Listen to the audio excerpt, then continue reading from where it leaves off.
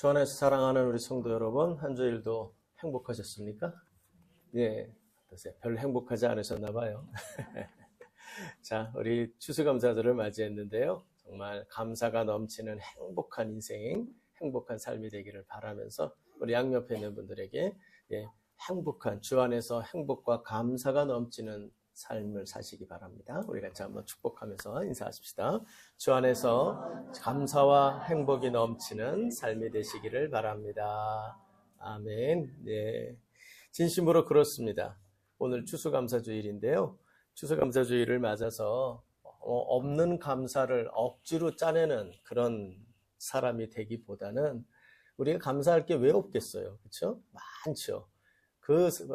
잊어버렸던 감사를 회복하고 기억해내고 뿐만 아니라 내 삶의 빈약한 감사가 넘치는 감사가 되는 그런 오늘이 되었으면 좋겠고, 우리의 평생이 천국 가기 전까지, 천국 들어가는 딱 순간에 그냥 감사가 넘쳐서 들어갔으면 좋겠어요. 그냥 마지못해서 그냥 저 가기 싫어요 이러고 가는 게 아니라 정말 감사가 넘치는 인생으로 우리가 점점 성화되어 그 감사로 하나님 앞에 나아가는 우리 모두가 됐으면 좋겠다 하는 생각이 듭니다. 이 감사주일을 맞이해서 여러분과 함께 나누려고 하는 말씀은 우리가 왜 감사를 해야 하는가, 왜 감사가 넘치는 사람이 돼야 되는지에 대하여 우리가 성경적으로 우리가 한번 그 내용을 살펴보기를 바라는 거고요. 더 나아가서 우리가 그 말씀 안에서 시간이 허락하는 만큼 안에서 그러면 우리가 그 감사가 넘치는 사람이 되기 위해서 우리 자신을 늘 점검해야 될 사안이 무엇인가, 이것을 우리가 함께 여러분과 나눠보려고 합니다. 우리 그리스도인의 그 자아상, 그리스도인의 세상 사는 모습이 어떤 모습이 돼야 될지를 사도 바울이 그의 글에 여러 번 많이 등장을 합니다. 근데 그 중에서도 이 감사와 관련된 그런 자아상을 설명해주고 있는 것이 있는데, 그게 바로 오늘 우리가 읽은 본문의 내용입니다. 한번 같이 다시 한번 읽어보죠. 자, 다 같이 읽어봐요. 시작. 그러므로 너희가 그리스도 예수를 주로 받았으니 그 안에서 행하되. 자, 6절에서 받았다라고 하는 이 말은 영접하다, 초청하다라는 뜻이에요. 이제 보면 여기서 주를, 그리스도 예수를 주님으로 뭐 했다? 영접하였으니. 맞죠? 여러분 주님으로 영접하고 하셨죠? 다들? 이 자리에 예수님 영접 안 하고 앉아있는 분은 없겠죠? 그런 분이 혹시 계시면 꼭 영접 빨리 하시기를 바라고요. 예, 이미 영접했다면, 자, 그 다음에 이제 나오는 게 뭐예요? 그 안에서 행하다. 이 행하다는 말은 말 그대로 걷다라는 뜻입니다. 근데 이 걷다라는 말이 성경에 어떻게 많이 쓰이냐면 살다라는 뜻으로 쓰여요. 그러면 여러분 6절을 간단하게 얘기하면 뭐라고 말하겠어요? 예수 믿고 살고 있으니래요. 그렇죠? 너희들이 예수 믿고 살고 있으니, 이렇게 가르치고 있는 거예요. 그게 지금 예수 믿고 사는 거, 그 예수 믿고 사는 게 뭔지 알아? 이렇게 말하는 거예요. 예수 믿고 사는 게 뭐냐? 7절이에요. 그러니까 여러분 7절을 여러분이 매우 중요하게 주목을 해야 됩니다.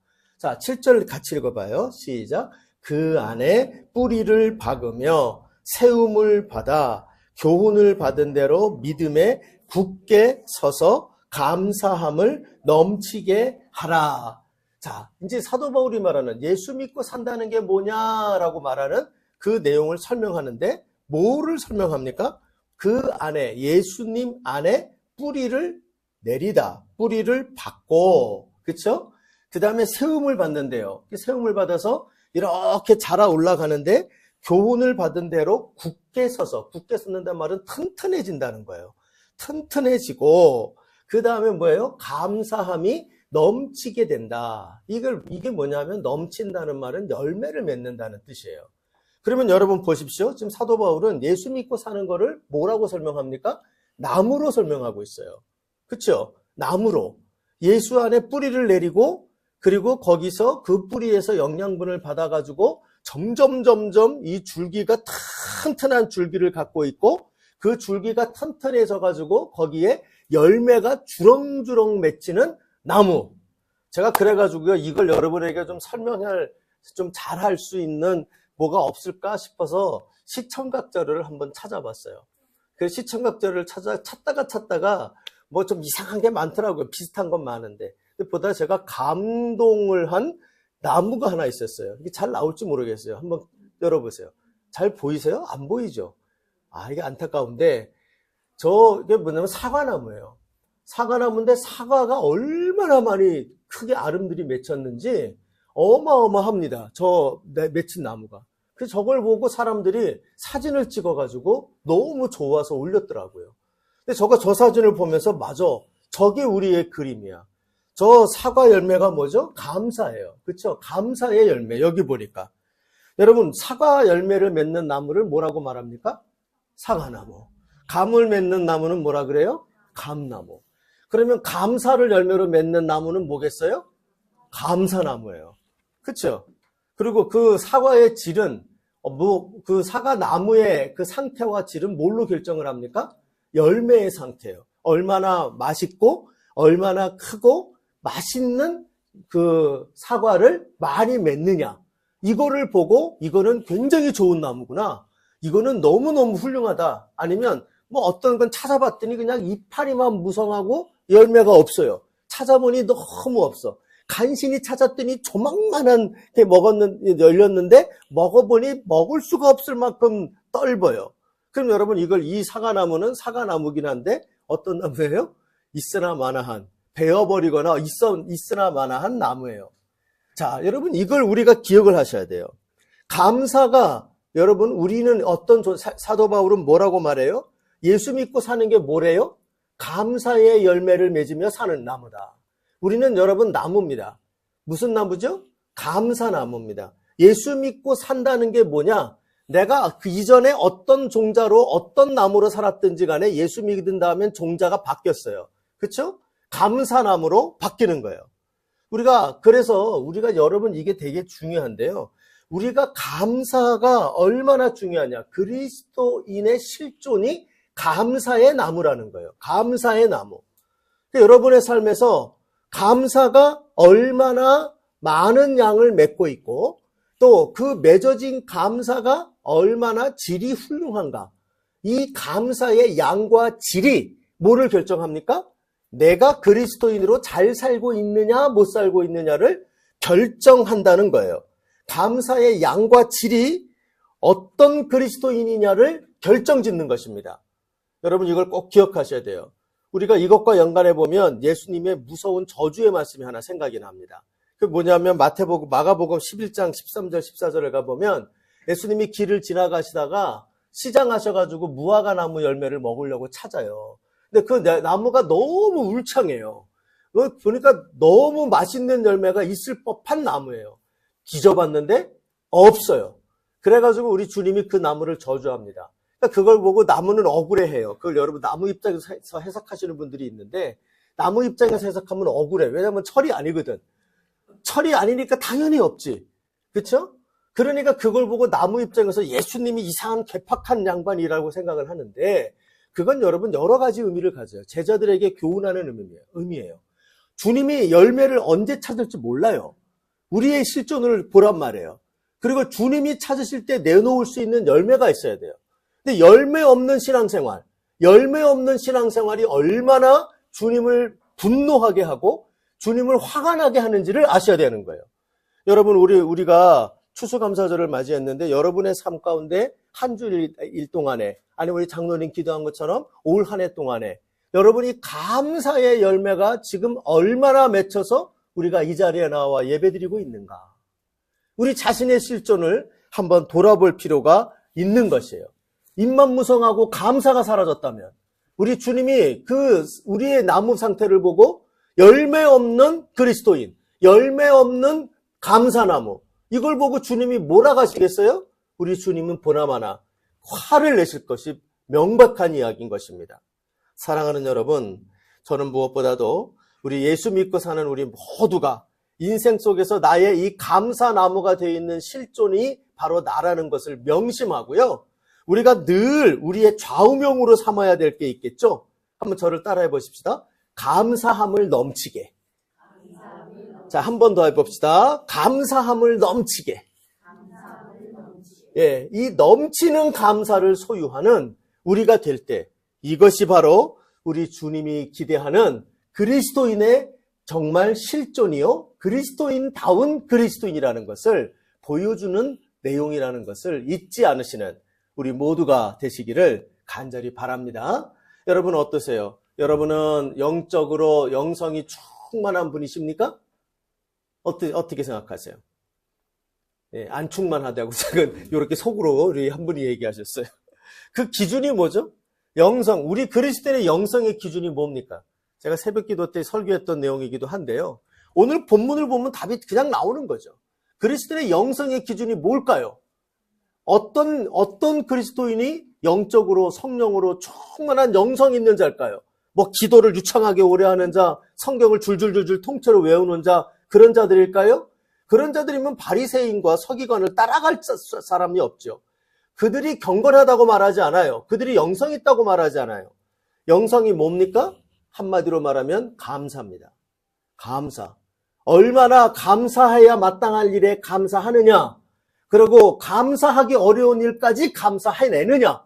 이 감사의 열매가 얼마나 충만하냐가 얼마나 내가 영적으로 깨어있고 영성이 넘치는 경건한 그리스도인이냐를 가늠하게 된다는 거예요. 여러분 이 사실을 저와 여러분이 명심하고요. 맨날 폰만 잡고 경건한 척하는 그러한 허울 좋은 그리스도인이 되는 것이 아니요. 우리 모두가 감사가 충만한 넘치는 감사를 소유함으로 정말 영성으로 깨어있는 영적인 그리스도인들이 되는 은혜가 있기를 주의 이름으로 간절히 부탁합니다. 자, 그러면 여러분 우리 그리스도인들이 우리가 넘치는 감사의 사람으로 살아가려면 그러면 어떻게 해야 할까? 어떻게 하고 무엇을 우리가 늘 점검해야 할까? 여기에 대해서 오늘 본문의 말씀을 중심으로 몇 가지로 여러분에게 말씀을 드리려고 합니다. 오늘 뒤에 순서가 좀 몇 개 있기 때문에 진짜 간략하게 얘기할 수밖에 없어요. 그러니까 집중하셔서, 딱 집중하셔서, 이제 서론 끝났구나 이러지 마시고, 집중하셔서 잘 듣기를 바랍니다. 자, 오늘 본문을 보면 사도 바울이 말하는 감사가 넘치는 사람이 되기 위하여 이 말이 무엇인지를 사도 바울은 이 말을 잘 설명을 해주고 있습니다. 여러분 이 그림을 잘 기억하셔야 돼요. 이 본문의 내용을 잘 이해하려면 나무가 이 열매가 많이 맺히는 좋은 나무가 되려면 어떻게 돼야 된다고 얘기합니까? 나무는 당연해요. 좋은 땅에, 그쵸? 좋은 땅에 뿌리를 내려야 돼요. 뿌리를 깊고 넓게 내려야 됩니다. 그쵸? 뿌리를 잘 내려야 거기에서 좋은 나무의 열매가 나오게 돼 있죠. 나무를 생각하시면 돼요. 그리고 뿌리는 잘 내렸어요. 그런데 이 나무가 병이 들어가지고 양분을 흡수를 못해요. 그리고 양분을 흡수를 못해가지고 그 좋은 땅에 심겼지만 양분을 끌어들여서 흡수하지 못하면 이 나무가 자라나지를 못해요. 그렇죠? 나무가 자라나기 위해서는 좋은 양분을 그 뿌리에서부터 흡수에 끌어올려야 되는 것이죠. 그리고 난 다음에 열매가 잘 맺혀지려면 우리 혹시 과수를 좀 해보신 분들이 계신가요? 제가 이거 들은 말로 아무도 없으니까 제가 말하기가 편하겠어요. 해보신 적이 없으니까. 중요한 거는 나무만 좋다고 되는 게 아니더라고요. 또 그 안에 열매 맺는 가지들을 돌보고 그것들을 깨끗이 닦아주고 병충해를 먹지 않도록 잘 돌보면서 가지치기도 해주고 닦아주고 하면서 관리를 해야 됩니다. 열매 맺는 가지들을요. 그러니까 이 과정이 있어야 이 나무가 열매를 많이 맺는 좋은 나무가 되는 거죠.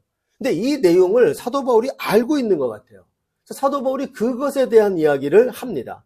자, 그걸 통한 그 그림을 생각하시면서 우리가 생각해야 될 것, 넘치는 감사의 사람이 되려면 우리가 그러면 어떤 것들을 점검해 나가야 되느냐 하는 걸 사도 바울이 말을 하고 있습니다. 자, 그 첫 번째는 뭐냐면 뿌리를 점검해야 합니다. 뿌리를. 자, 무슨 얘기예요? 뿌리를 어디다 내려야 됩니까? 예수에게 내려야 돼요. 교회는 다니지만 인생의 뿌리를 예수에게 내리지 않는 경우도 있다고요. 돈에다가 뿌리를 내리고 명예에다가 뿌리를 내리고 자식에게 뿌리를 내리고, 그래서 마치 이 뿌리를 내린다는 것이 여러분 어떤 것을 의미합니까? 이것은 생명의 관계로 뗄래야 뗄 수 없는 깊은 관계, 생명의 관계로 뗄래야 뗄 수 없는 친밀하고도 깊은 관계를 유지하고 있느냐예요. 자, 여러분 이것 때문에 우리는 물어봐야 되죠. 내 인생이 과연 어디에 뿌리를 내리고 살고 있는가? 여러분 살면서 없으면 안 될 것 같은 게 뭐냔 말이에요. 없으면 죽을 것 같은 거. 내가 지금 당장 없어지면 죽을 것 같은 거. 그게 뭐냐 하면 여러분이 뿌리를 내리고 있는 거예요. 만약에 내가 돈이 없으면 죽을 것 같아요? 그러면 돈에 뿌리를 내린 인생으로 사는 거죠.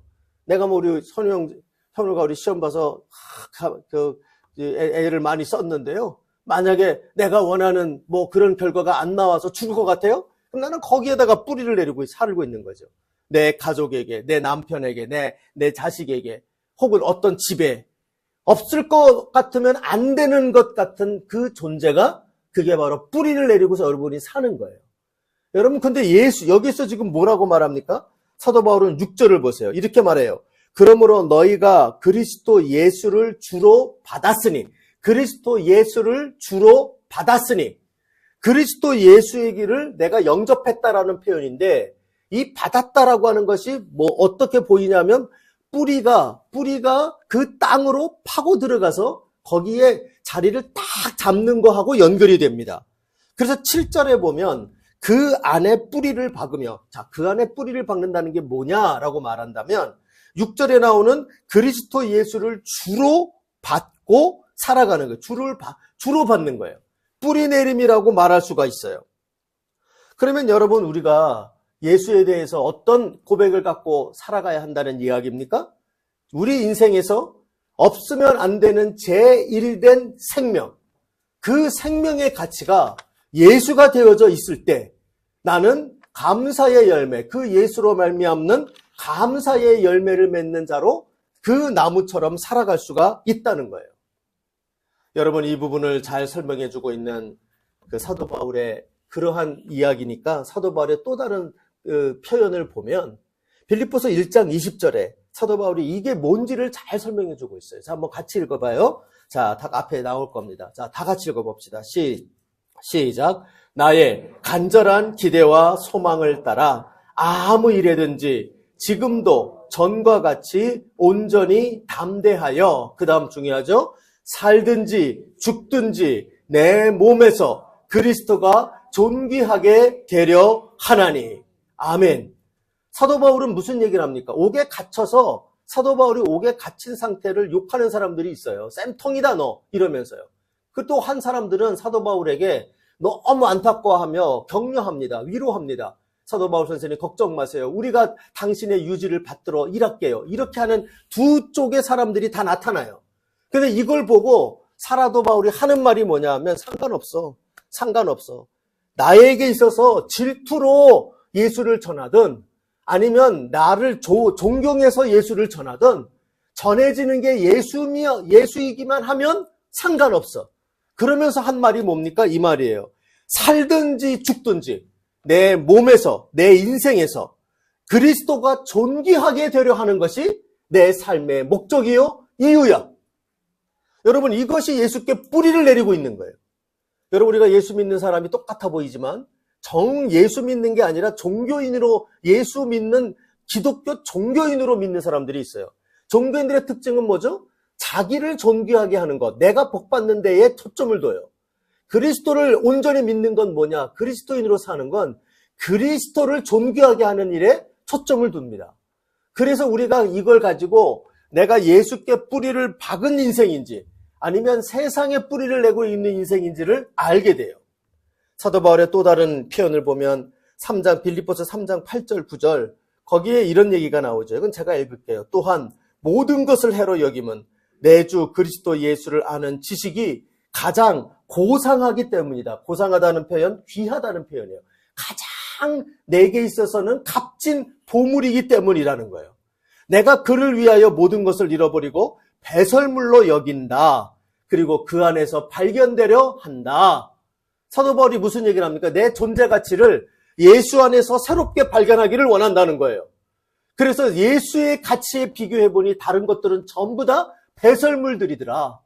그러므로 이 예수의 가치 속에 사도 바울이 깊이 붙들려져 있는 인생으로 뿌리 내리고 있다는 거예요. 그러므로 저는 분명히 믿습니다. 예수께 뿌리 내린 인생은요, 그 삶의 모토가 하나 분명해요. 그게 뭐냐면 주를 위하여 살아요. 주를 위하여, 예수를 위하여. 사랑하는 여러분, 여러분의 삶이 어떻습니까? 여러분 예수를 위하여 살아가는 삶이 진정되고 계십니까? 주를 위한 삶이 되고 있습니까?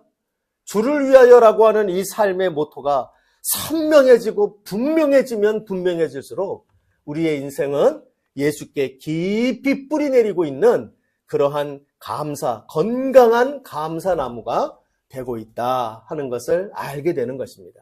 여러분, 저와 여러분이 모쪼록 이 땅 살아가는 날 내내 예수를 믿고 예수의 가치에 깊이 붙들려 있는 그러한 예수를 위하여 살아가는 예수께 깊이 뿌리 내린 인생 되시기를 주님의 이름으로 축원합니다. 두 번째로 우리가 점검해야 될 게 있죠. 앞에 첫째는 넘치는 감사의 사람이 되기 위해서는 뿌리를 점검해야 된다고 했어요. 두 번째로 점검할 건 뭘까요? 당연히 나올 게 줄기를 점검해야 됩니다. 줄기를 점검한다는 말은 무슨 말이냐? 내가 이 좋은 영양분이 이 나무 전체의 뿌리로부터 계속 받아 올려서 그 나무인 내 줄기가 점점 자라나고 있느냐, 굵어지고 있느냐를 보란 말이에요. 여러분, 처음에 나무를 심으면 그 나무는 무슨 나무죠? 묘목이에요. 묘목. 작은 나무, 어린 나무. 아무리 좋은 나무를 심어도요, 묘목 상태에서 열매 맺는 나무는 없습니다. 그렇죠? 그 열매를 견뎌내지 못해요. 이 나무가 열매를 맺으려면, 좋은 양질의 나무를 좋은 땅에 심었는데 열매를 맺으려면 어떻게 해야 되겠죠? 자라나야 돼요.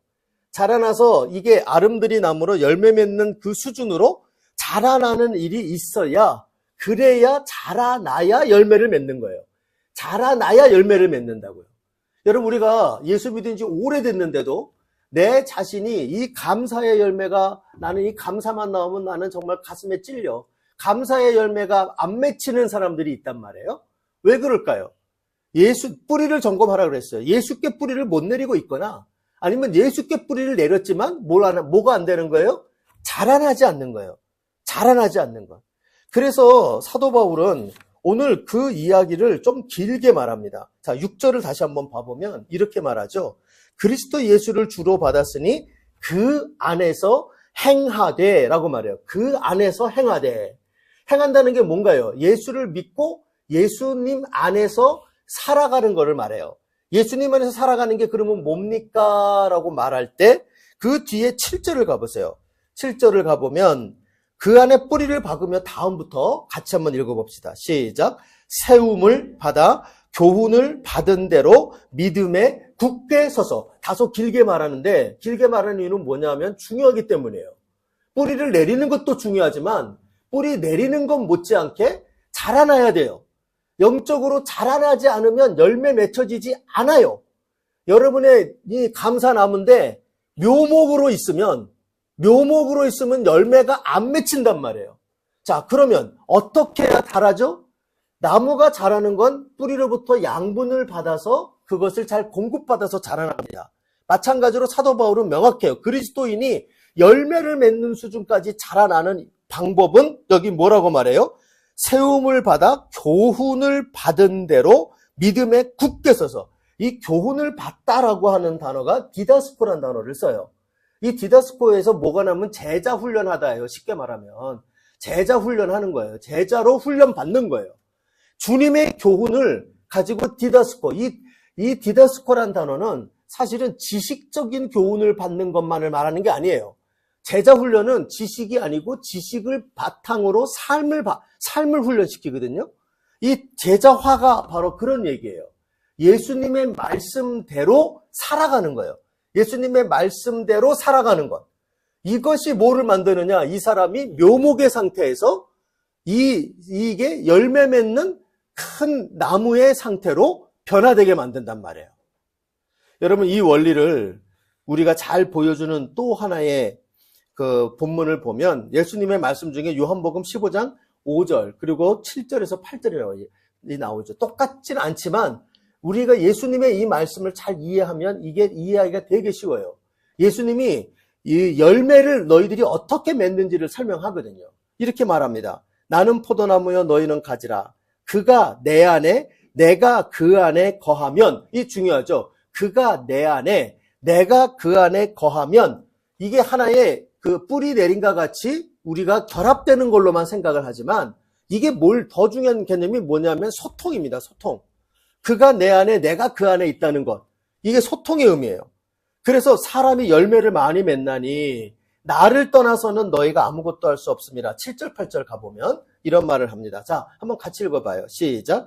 너희가 내 안에 거하고 내 말이 너희 안에 거하면. 한 번 더 합시다. 너희가 내 안에 거하고 그 다음에 뭐가 거해요? 내 말이 너희 안에 거하면. 내 말이라는 것 주님의 교훈을 말해요. 주님의 말씀이 너희 안에 거하면. 자, 내가 주님께 뿌리를 내리고 그 뿌리를 통하여 주님의 말씀이 나의 삶에 공급이 되어지는 거예요. 이 주의 말씀이 내 안에 거하면 무엇이든지 원하는 대로 구하라. 우리 이제 이 말씀 보면서 이 부분을 제일 좋아하죠. 무엇이든지 원하는 대로 구하라. 그리하면 이루리라. 아싸, 막 이렇게 생각하는데 기도 생활해도 잘 안 돼요. 왜 안 될 거예요? 앞에가 안 되니까. 내가 주 안에 뿌리 내리지도 않고 주님의 말씀이 내 안에 살아서 하지도 않아요. 자, 여러분. 내가 주님 안에 거하고 주님의 말씀이 내 안에 거하여 소통이 원활하게 이루어지면 뭐 어떤 상태가 될까요? 주의 뜻이 내 뜻입니다. 내 뜻이 주의 뜻입니다. 그렇죠? 그 상태가 되는 거예요. 그러면 너희들이 무엇이든지 구하라는 거예요. 뭐를 구할까요? 그런 사람이. 주의 뜻을 구하죠. 그러면 주의 뜻을 구하면 주의 뜻이 주의 뜻대로 그리하면 이루어지는 거죠. 그렇죠? 우리는 기도 응답만 받을 생각을 하지 주의 말씀과 주님과 하나가 될 생각은 하질 않는단 말이에요. 여러분 우리가 이 부분을 잘 기억을 하셔야 돼요. 그래서 어찌됐건 너희가 그러면 열매를 많이 맺으면 내 아버지께서 영광을 받으실 것이고 너희는 내 제자가 되리라. 그러므로 여러분 이 원리를 잘 기억하셔야 돼요. 우리가 열매 맺는 신앙생활을 하려면 그 열매 맺으면 첫째는 주를 위하여 살아가는 것 뿌리라 그랬어요. 그리고 그것만이 아니라 다음게 뭐예요? 주의 교훈대로 살아야 돼요. 주를 위하여 사는데 주의 교훈대로 살아야 돼요. 제가 여러분 이걸 왜 얘기를 하냐면 제 주변에 그런 분들이 간혹 있어요. 주를 위하여 내가 산대. 근데 주의 뜻대로는 안 해요. 그러니까 자기가 주를 위하여 나는 일을 하고요. 주를 위해서 이런 걸 하고요. 그런데 행동하고 그가 사는 원리를 보면 다 주의 뜻이 아니에요. 자기 뜻대로 살아요. 여러분 이거 착각한다는 거죠. 그런 사람들은 열매가 맺혀지지 않는다는 거예요. 사랑하는 여러분, 우리의 영적인 상태를 돌아봅시다. 정말로 우리가 주렁주렁 감사의 열매를 많이 맺는 자들 되기를 바랍니다. 그렇게 되기 위해서 그래서 내가 간신히 예수에게 뿌리 내리고 옆에 버팀목으로 버티는 신앙생활하는 그런 사람들 혹시 되어 있지 않아요? 열매가 없어요. 감사 열매 맺혀질 리가 없어요. 버팀목 떼고 자라나야 된단 말이에요. 주의 말씀으로 제자화되는 훈련들을 받으면서 그 공부하고 살면서 내가 자라나야 된다고요. 그래서 이것이 아름드리 나무로, 묘목이 아니라 나무로 자라나서 내가 성장해 갈 때 열매가 맺혀지게 된다고 말할 수가 있는 거예요.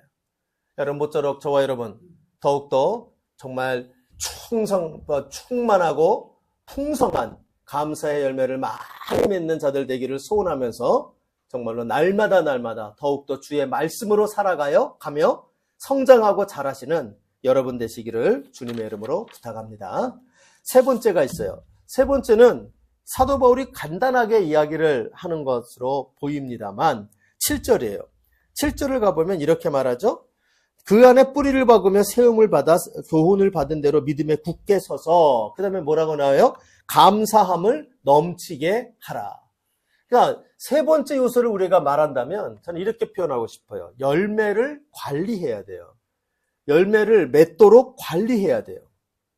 즉 무슨 얘기냐? 내 삶이 입만무성하고 열매가 없지 않은지, 또 열매가 있기는 있는데 그 열매가 빈약하다면 왜 빈약한지, 그 가지를 여러분이 왜 그런지를 점검을 해야 돼요. 병들지 않았는지를 점검해야 돼요. 이게 무슨 말이냐? 제가 아까 잠깐 설명했어요. 이 과수를 하는 사람들 보면 나무가 다 좋지만 가지치기를 해서 더 좋은 열매를 맺도록 만들고, 그리고 그 열매가 맺어질 때 보면 그거를 닦아내며 병충해에 병들지 않도록 닦아내요. 그러니까 감사할 수 있는 것들을 찾아나가며 그 감사할 것을 관리하는 것을 보게 돼요. 이게 무슨 말일까? 어떻게 하라는 얘기일까? 물론 이 본문 자체만으로는 생각하기가 조금 어렵지만 다른 본문을 조금 몇 가지를 보면 이게 이렇게 하라는 건가 보다 하고 좀 깨닫게 되는 본문이 몇 개 있어요. 그 중에 하나가 골로새서 3장 17절이에요. 자, 한번 같이 읽어봐요. 골로새서 3장 17절.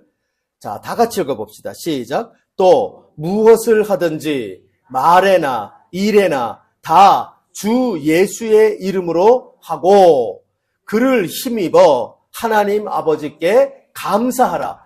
중요한 게 뭐냐면 주 예수 이름으로 하고 또 그를 힘입어 감사하라. 그러니까 여러분 우리가 제정신을 갖고 세상을 사는 이상 그냥 다 감사하고 다 그냥 기뻐한다면 미친 사람들이에요. 그렇죠? 머리에 꼭 꽂은 인생들이에요. 그러니까 여러분 이 감사라는 말을 머리에 꼭 꽂고 살아라는 말로 이해하시면 안 돼요. 이 감사가 실제로 열매 맺히려면 뭐가 중요하냐면 무슨 말을 하든 무슨 일을 만나든 나오는 대로 하는 게 아니에요. 나오는 대로 하는 게 아니라 그 나가면서 어디를 거치라고 이야기합니까?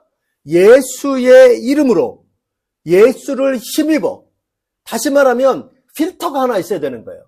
내가 여러분 그냥 이렇게 떼고 여러분 안경을 안 쓰다가 쓰니까 되게 답답한데요.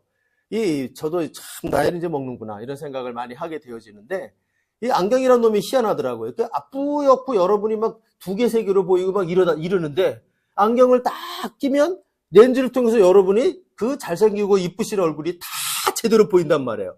졸고 있는지 아니면 말씀에 집중을 하는지 표정까지 다 이게 보인단 말이에요. 선명하게 보인다고요. 이게 여러분 뭐죠? 안경이 나에게 하나의 필터가 되고 있는 거예요. 우리가 여러분 감사도 마찬가지예요. 감사를 우리가 하는 열매를 맺으려면 우리가 무엇을 소유해야 되냐면 예수 그리스도의 시야를 소유해야 돼요. 예수의 렌즈, 쉽게 표현하자면 예수 렌즈를 가지고 봐야 돼요. 말을 할 때도 이 말이 예수가 듣고 계시지. 예수님이 하시면 이런 말 하지 않겠지. 예수를 통과하는 거죠. 모든 사물도 보이는 거예요. 지금 보이는 거는 불만스럽습니다. 보이는 거는 말도 안 되는 상황입니다. 이거는 누가 봐도 감사할 수 없는 것입니다. 그런데 예수님의 눈으로 바라보기 시작을 할 때 감사할 수 없는 것을 감사하게 되고 감사할 수 있는 능력을 소유하게 되는 거예요. 그러면 세 번째 비결이 뭐냐면 예수의 시각으로 살아가는 거예요. 예수의 시야로 살아가는 것. 이것이 열매를 관리하는 것입니다. 여러분 이 내용이 빌립보서 4장 11절 13절을 읽어보면 우리가 되게 유명한 구절이 하나 거기에 나오고 있는 곳입니다. 자, 같이 한번 읽어보죠. 조금 길지만 시작. 내가 궁핍함으로 말하는 것이 아니라 어떠한 형편에든지 나는 자족하기를 배웠노니 이 자족이라는 걸 감사로 바꿔도 큰 무리가 없습니다. 자, 그럼 계속 읽어봅시다. 시작. 나는 비천에 처할 줄도 알고 풍부에 처할 줄도 알아. 곧 모든 일, 배부름과 배고픔과 풍부와 궁핍에도 처할 줄 아는 일체의 비결을 배웠노라. 자, 그러니까 사도 바울이 지금 뭐를 배웠대요? 자족의 능력을 배웠는데, 비결을 배웠는데 어떻다는 거예요? 만족스러울, 풍부할 때든지 아니면 가난할 때든지 아니면 배부를 때든지 배고플 때든지 뭐 하기를 배웠다? 자족하기를 배웠다. 쉽게 말하면 감사하기를 배웠다고 말할 수 있어요. 그러면서 마지막 유명한 구절이 나와죠. 빌립보서 4장 13절 다 같이 읽읍시다. 시작. 내게 능력 주시는 자 안에서 내가 모든 것을 할 수 있느니라. 이 빌립보서 4장 13절은 좀 인생의 실패를 맛본 특히 젊은이들이 되게 좋아하죠. 그래서 이 구절을 방에다 붙여놓고 이번엔 기필코 이루리라. 내게 능력 주시는 자 안에서 모든 것을 할 수 있느니라. 그래서 슈퍼맨이 되려고 그래요. 근데 이거는 슈퍼맨이 되는 뜻이 아니죠. 읽어보세요. 여기서 말하는 내가 모든 능력 주시는 자가 주시는 능력이 무슨 능력입니까? 자족의 능력, 감사의 능력이에요. 그렇죠? 그러니까 이 말은 이렇게 읽어야 됩니다. 4장 13절은 내게 능력 주시는 자, 내게 능력 주시는 자가 누굽니까? 예수 그리스도예요. 예수 그리스도 안에서 내가 모든 것을 가로 열고 닫고 뭐가 있을까요? 감사나 자족이 들어가는 거예요. 자족할 수 있느니라 아니면 감사할 수 있느니라. 모든 것 속에서 감사할 수 있느니라. 그 비결이 어디서 나온다고요? 예수 내게 능력 주시는 자 안에서. 내 능력으로 되는 게 아닙니다. 내 눈으로 봤을 때, 내 시각으로 봤고 내 능력으로 평가할 때 감사가 나와요? 제가 저 자신만 들여다봐도 지금 예수 믿은 지 50년이 넘었고요. 50년이 뭐예요? 이제 60년 돼가는데 예수 믿은 지 그만큼 됐고요. 목사 된 지도 저도 원로 목사감입니다. 벌써 목사 된 지가 30년이 이제 조금 있으면 된단 말이에요. 이 정도 되는 사람임에도 불구하고요. 감사의 인격? 그런 거 없어요. 오히려 세상 살아가니까요. 다른 사람들 감사할 거 나는 이렇게 삐딱하게 보고 불평하기에 아주 달인이 돼 있어요. 불평하기 달인이에요. 제 자신을 볼 때 말이에요.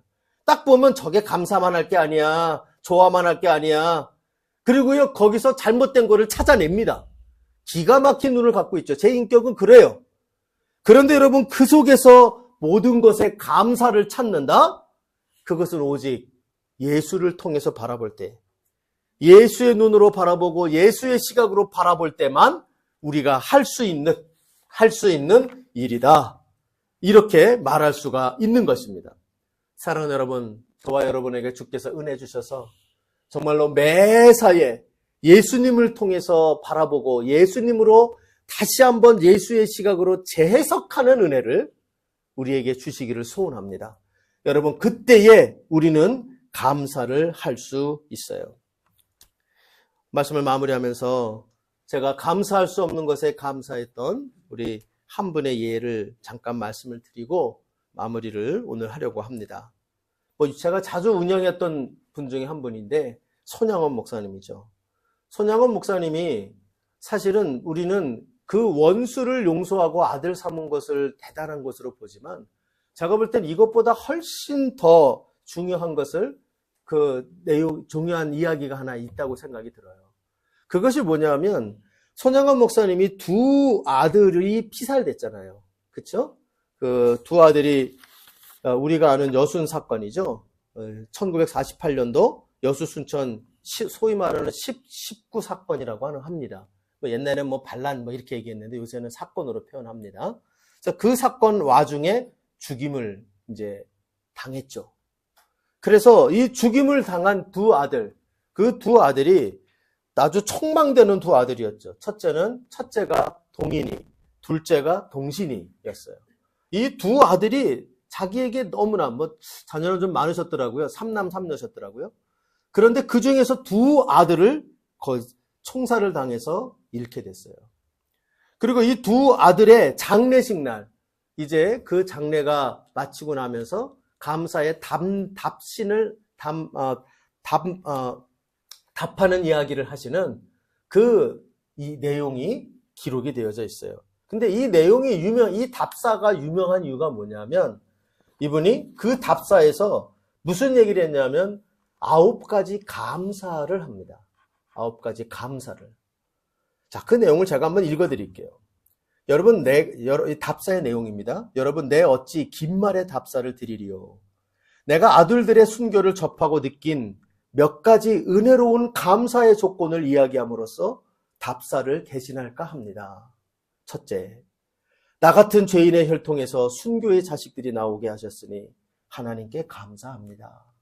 둘째, 허다한 많은 성도들 중에 어찌 이런 보배들을 주께서 하필 나에게 맡겨주셨는지 그 점 또한 감사합니다. 셋째, 3남 3녀 중에서도 가장 아름다운 두 아들 장자와 차자를 바치게 된 나의 축복을 하나님께 감사합니다. 넷째, 한 아들의 순교도 귀하다 하거늘 하물며 두 아들의 순교리요 하나님 감사합니다. 다섯째, 예수 믿다가 누워 죽는 것도 큰 복이라 하거늘 하물며 전도하다 총살 순교 당함이리요 하나님 감사합니다. 여섯째, 미국 유학 가려고 준비하던 내 아들 미국보다 더 좋은 천국 갔으니 내 마음에 안심이 되어 하나님 감사합니다. 일곱째, 나의 사랑하는 두 아들을 총살하는 원수를 회개시켜 내 아들을 삼고자 하는 사랑의 마음을 주신 하나님께 감사합니다. 여덟 번째, 내 두 아들의 순교로 말미암아 무수한 천국의 아들들이 생길 것이 믿어지니 하나님 아버지 감사합니다.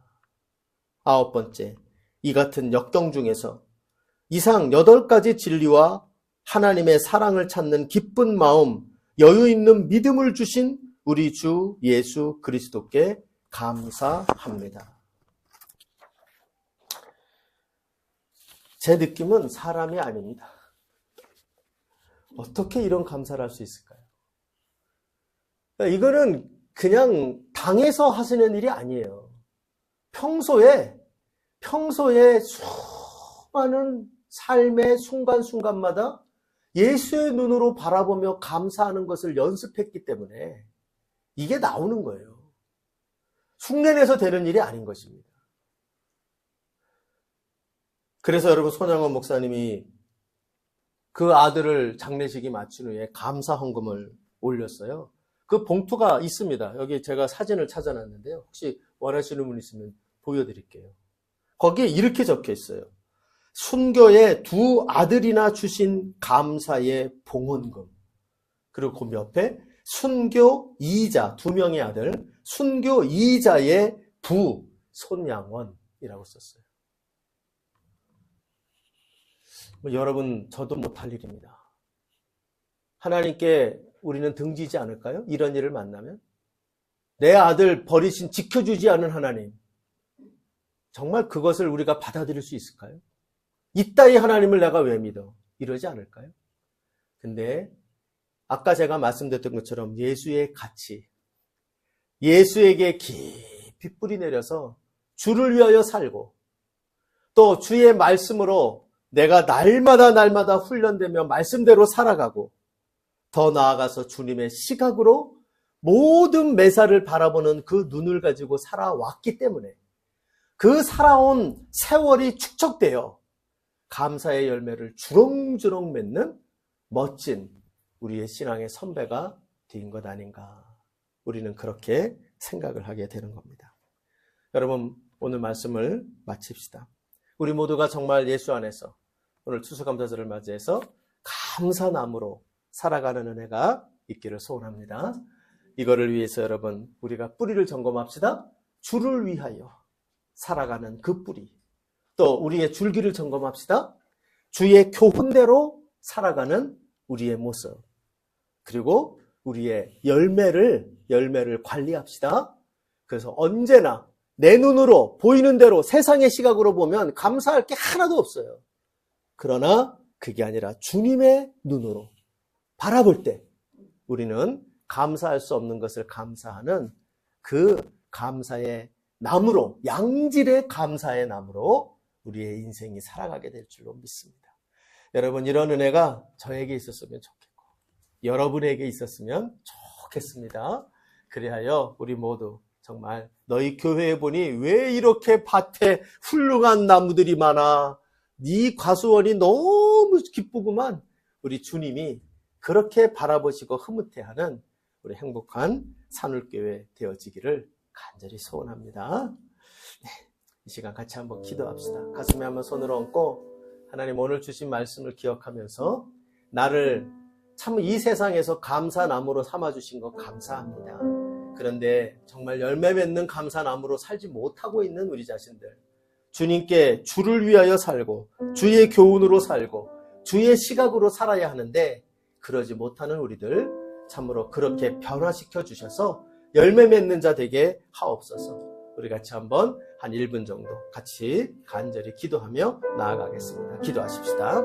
아버지 하나님, 주님의 은혜를 감사합니다. 오늘도 주님의 은혜 가운데에 내가 살아가며 주의 은혜를 함께 누리는 우리가 되기를 소원합니다. 아버지 하나님, 붙잡아 주셔서 하나님께 주시는 그